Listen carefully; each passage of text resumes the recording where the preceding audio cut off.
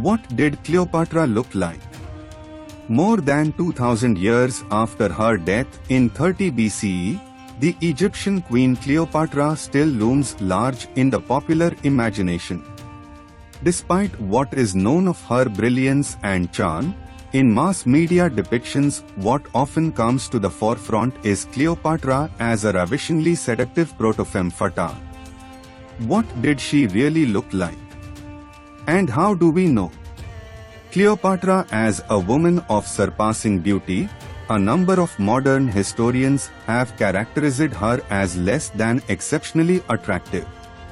Nevertheless, they have noted that her beauty was heralded and that her appearance was seductive. Greek biographer Plutarch, writing about a century after Cleopatra's death, presented a less flattering picture, for her beauty, as we are told, was in itself not altogether incomparable, nor such as to strike those who saw her. Plutarch, however, was quick to note Cleopatra's irresistible charm, sweet voice, persuasiveness, and stimulating presence. All that aside, there are artifacts that attest to Cleopatra's appearance, though they are few in number.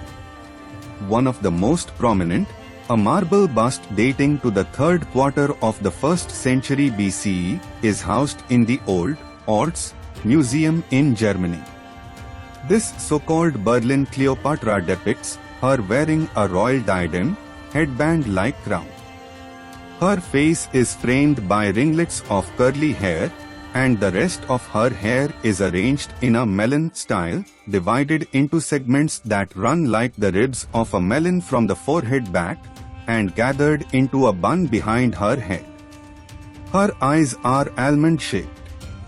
Although her nose is prominent, her features are softly modulated and have been described as reflecting her intelligence and charm. Cleopatra's hair is styled similarly on another marble bust, this one found in a villa on the Appian Way in 1784 and now displayed at the Vatican's Gregorian Profano Museum. On this bust too, her features are generally soft and her lips full. Her nose is missing, but its footprint on the face suggests that it was large. An aquiline nose is the most prominent feature of the profiles of Cleopatra on contemporary coins issued by Cleopatra or in her name, that are widely held to give the best representation of her appearance. On some of the coins, her nose is less hooked, her cheeks are full, and her chin is small, as on the marble busts. On other coins, especially those minted by Mark Antony, with his likeness on one side and hers on the other, her nose hooks dramatically, her forehead slopes broadly, her chin is pointy, and her face is more masculine. Was Cleopatra beautiful? Despite her legendary fondness for dressing up, the portraits are rather modest.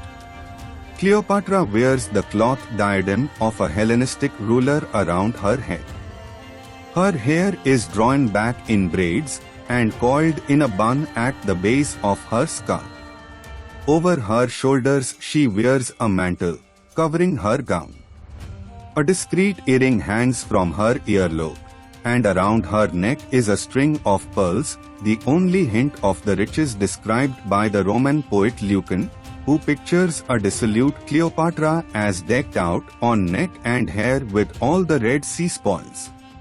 On some coins her mantle seems to be held in place by a clasp that includes more strings of pearls, a treasure that perhaps held great significance at the time, a gift from Caesar or Antony.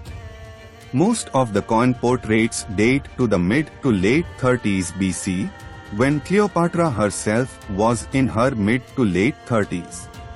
Often she is associated with Mark Antony, whose portrait appears on the other side and occasionally on the same side, next to hers, but she is always described as a queen in her own right, and not just Antony's consort. Queen Cleopatra, the new goddess, for Cleopatra, queen of kings and of children who are kings. On some coins depicting her by herself there is no name attached at all. Those distinctive features told people who they were looking at.